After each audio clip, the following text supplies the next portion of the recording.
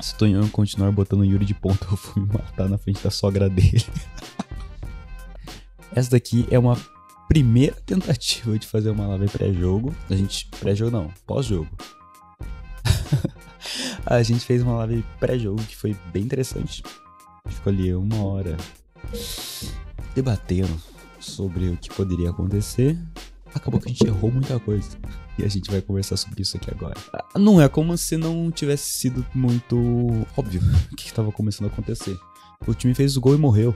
O time fez o gol e não criou mais nada. O time fez o gol e achou que o jogo ia tá ganho, sei lá. Achou que o jogo ia ficar morno. Porque foi mais ou menos o que aconteceu. O que eu esperava que ia acontecer quando a gente marcou o gol seria que o time ia se ajeitar lá na defesa, ia segurar o jogo, ia dar aquela mornada, sabe? Aquele toca, toca, toca. E tentar enrolar o time dos caras, segura lá e ia acabar fazendo um gol de contra-ataque. Era o que tava mais desenhado pra acontecer. Mas aconteceu o contrário. O time desmontou. O time desmontou. Ficou extremamente desorganizado. Um espaçamento gigante da zaga zaga pra defesa, da zaga pro meio, do meio pro ataque. Tinha um monte de gente lá no ataque, um monte de gente lá na defesa. Ficou um buraco no meio campo. Ficou aquele jogo ridículo de chutão pra cá, chutão pra cá, chutão pra cá, chutão pra cá, pra tentar achar alguém no ataque. Aquele desespero de um jogo que a gente tava ganhando de 1-0 fora de casa. Não precisava de desespero. O time começou a... Isso durante o jogo todo, né? Nem mais sobre o gol, o jogo todo. Forçando verticalidade em momentos que você não precisava de verticalidade. Era um jogo que estava totalmente desenhado para segura, toca, toca, toca, toca, segura, toca, toca, toca. O time do Racing tava vindo babando pra cima da gente. O time do Racing tava babando pra cima do Corinthians o tempo todo. Parecia assim um replay daquele jogo contra o Londrina, que o time adversário só batia o tempo todo. Era essa a intenção do time deles. Eles queriam picar o jogo, queriam ganhar na força, no corpo. E o jogo tava desenhado para isso. Era só segurar. Passa, passa, toca, controla o jogo. Mas o time forçou uma verticalidade totalmente desnecessária ao jogo inteiro. E a gente se perdeu o meio campo. O time tentava forçar jogadas pelo meio, uma troca de passe pelo meio, tabela pelo meio, onde o time dele estava inteiro concentrado. E não sei, provavelmente foi essa a intenção deles. Eles fizeram uma marcação dupla, quase tripla às vezes lá no Wesley. Isolou o Wesley na ponta esquerda. O Roberto e o Pedro Raul totalmente inexistentes no lado direito, porque toda vez que o Roberto acabava pegando essa bola em uma condição muito boa, de 1 contra 1, não conseguia criar nada, porque o Roberto não é um jogador de 1 contra 1. Se fosse ao contrário, se fosse o Wesley pegando as bolas que o Roberto acabou pegando naquele primeiro tempo, teria sido coisas melhores, mas era essa a intenção deles, era isolar o Wesley, e conseguiram. Eu achei esquisito o Antônio Oliveira não notar isso cedo, porque começa o segundo tempo e ele volta com a única substituição dele, que foi o Bidu. O Bidu, não lembro se o Wesley chegou a voltar no começo do primeiro tempo, do segundo tempo, ou se acabou saindo depois. Mas o time não mudou a forma de jogar, não mudou a estratégia. Ficou a mesma coisa. E aquele meio de campo inexistente, a gente só foi começar a consertar isso pela metade do segundo tempo, que foi quando saiu o gol, com a entrada da Fausto Vera. Mas de resto foi aquela forçação de barra no meio campo para tentar fazer uma jogada vertical em espaços que não existia. Faltou uma variedade de estratégia ali para tentar fazer alguma coisa diferente, mas o time só ficou batendo cabeça o tempo todo em cima da mesma estratégia. A gente não teve meio campo, o Raniel e Garro não conseguiram conversar muito bem ali, isolaram o Wesley, que era a nossa válvula de escape, e sem a nossa válvula de escape lá na ponta esquerda, sobrou quem pra gente fazer alguma ligação?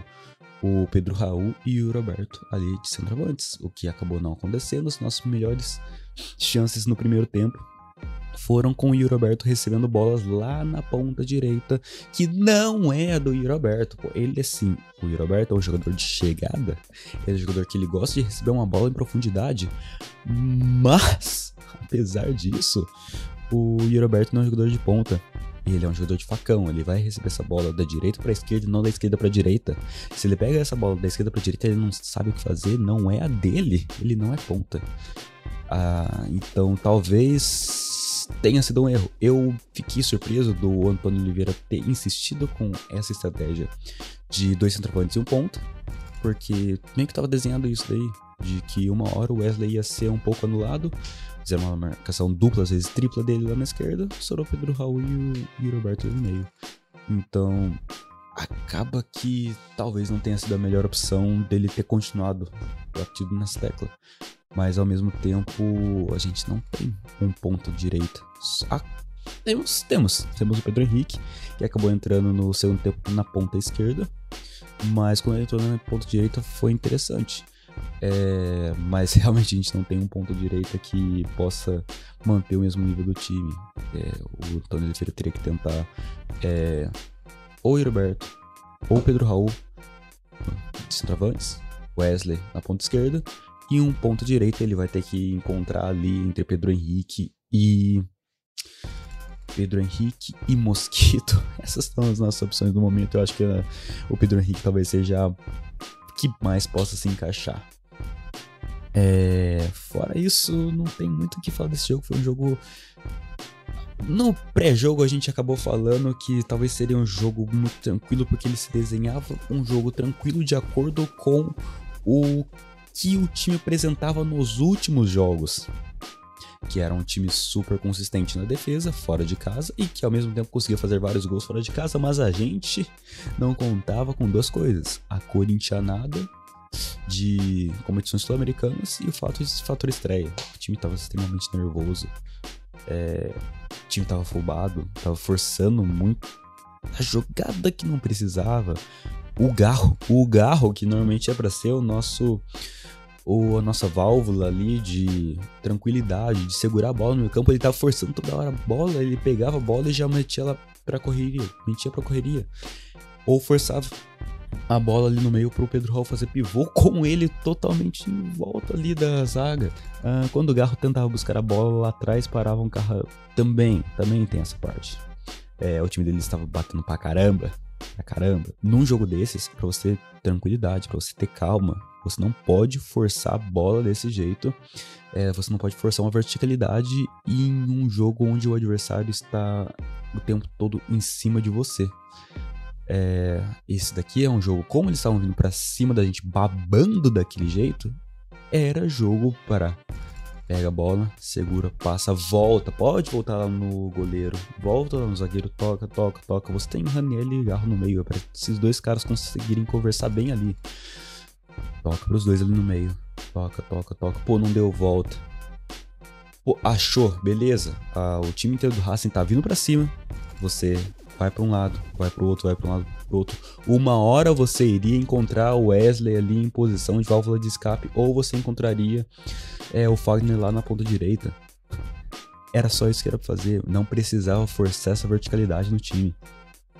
Com Yuri e Pedro Raul, o time fica muito previsível, morno e sem inspiração. O problema é que é a terceira vez que isso acontece, então não parece deixar a escalação ideal preocupante. Então eu fiquei muito surpreso dele ter repetido isso. Eu achei que seria algo assim: pô, vamos testar a situação. Quando ele testou esses dois juntos pela primeira vez lá atrás, vamos testar essa situação. Se der certo, a gente já tem algo treinado aqui para situações onde isso será pedido. Não para sempre, para situações onde isso será pedido. Mas continuou. Próximo jogo, ele repetiu a escalação. Terceira vez, agora ele repete a escalação de novo. 2 centroavantes com um ponta. Se torna realmente preocupante, porque me parece uma configuração ideal para o time continuar, já que realmente, como ele falou, o time fica previsível. Você tem 2 jogadores ali que não vão conseguir criar. Yuri Alberto e Pedro Raul não são jogadores de criação, eles não são jogadores de condução de bola, eles não são jogadores que dão um passe diferenciado, eles não são jogadores de drible, eles são jogadores de receber a bola para finalizar. E o Yuri Alberto ele chega de trás, o Pedro Raul pega a bola de frente. Eles são jogadores para fazer isso. Se você tem esses 2 jogadores com esses 2 estilos juntos, torna algo previsível, porque aí a quantidade de jogadores que você tem ali perto da área que podem criar algum perigo com a bola no pé diminui. Não é o questão de virar crise ou não, é questão de a gente ver o que tá errando ou não pra gente começar a apontar. Não é questão de, agora acabou o mundo, acabou. Não. A gente precisa ver o que tá acontecendo pra poder apontar as coisas. Porque se uma coisa acontece uma vez, acontece outra, a gente só vai ter o diagnóstico quando? Quando acontecer uma eliminação. Não é um momento de crise. Técnico novo, normal, a gente vai oscilar pra caramba na continuidade do ano. O Antônio Oliveira vai fazer muito teste ainda, como tá acontecendo com o Yuri Alberto e Pedro Raul. Mas a gente tem que analisar. Não é papo assim de, a gente fez um jogo merda, deixa quieto, vamos pro próximo. Jogo merda, agora foi eliminado. Agora vamos começar a falar do time fazendo um jogo merda. Não é o que tá acontecendo sequencialmente. Esse aqui foi um acontecimento. A gente tem que apontar. Inevitavelmente. Mas inevitavelmente o time vai fazer outros jogos ruins. Eu acredito que a melhor opção seria... não seria tirar o Wesley. Ele era o único que estava criando ali. Seria você reconfigurar o time em uma situação onde a individualidade do Wesley pudesse ser mais utilizada. Você pega algum jogador e aproxima dele, faz alguma coisa para ele não ficar tanto no 1 contra 2, 1 contra 3. Tirar o Wesley eu acho que deixou o time ainda mais previsível do que tava. Foi um jogo individual mediano para baixo de todos, exato. Você tem um caso que as únicas 2 bolas que veio ele deixou entrar, a do gol mesmo foi assim algo impressionante. Um goleiro do nível dele não é pra tomar um gol desses. A gente tá falando de um jogo decisivo. É só a primeira rodada fora de casa, mas esse é o tipo de jogo que chega lá na frente, na última rodada a gente fala, se tivesse ganho esse jogo lá atrás, a gente estaria numa condição melhor, não é? A gente não precisaria estar apertado agora, a gente se classificaria se não fosse esse jogo apertado. Então, foi um jogo decisivo e não pode deixar. Goleiro de time grande, ele não pode ser só um bom goleiro. Goleiro de time grande tem que ser o goleiro que faz milagre o tempo todo. O goleiro que vai chegar num jogo desses e não vai deixar uma bola dessas entrar. É o goleiro que vai estar lá quando você precisa, e no momento o caso talvez não seja isso. Foi um jogo. Ultimamente ele vinha num nível normal, não tava pra cima nem pra baixo, não tava deixando a desejar, mas também não tava acima da média. Mas esse que é o problema. Posição de goleiro é uma posição que você precisa ter alguém em cima da média. Não adianta você falar, nossa, eu sou um goleiro ótimo, então o meu nível está lá em cima, então quando eu sou o normal as pessoas me criticam. Não, você está numa posição de goleiro onde você sempre precisa estar lá em cima. Principalmente quando você se trata de um time grande, dificilmente você vai ter um time campeão onde o goleiro não faça milagres. Pode ser o time que for, pode ser o time mais bem montado que for, a posição de goleiro sempre vai ser uma posição onde o cara faz milagre. Esse bloqueio aí que o Kaká tentou foi também inaceitável. Ele parece que perde todo o tempo da bola quando ela vai chegando aqui e ele não vê onde que a bola vai cair. Isso daí era só pra ele bloquear. Era o único lugar onde o jogador deles podia chegar batendo. Era só ele bloquear ali. Estamos começando hoje. Tentar fazer alguma coisa diferente aqui. Quem tá chegando agora, segue aí, que vamos tentar fazer isso aqui mais vezes. Mais lives prés e pós-jogo. Vou tentar pegar uns cortes daqui e jogar lá pro YouTube, ou fazer vídeos exclusivos, específicos lá pro YouTube. E comenta aí se tá interessante, se esse papo tá interessante, se a qualidade no geral tá interessante. E segue aí.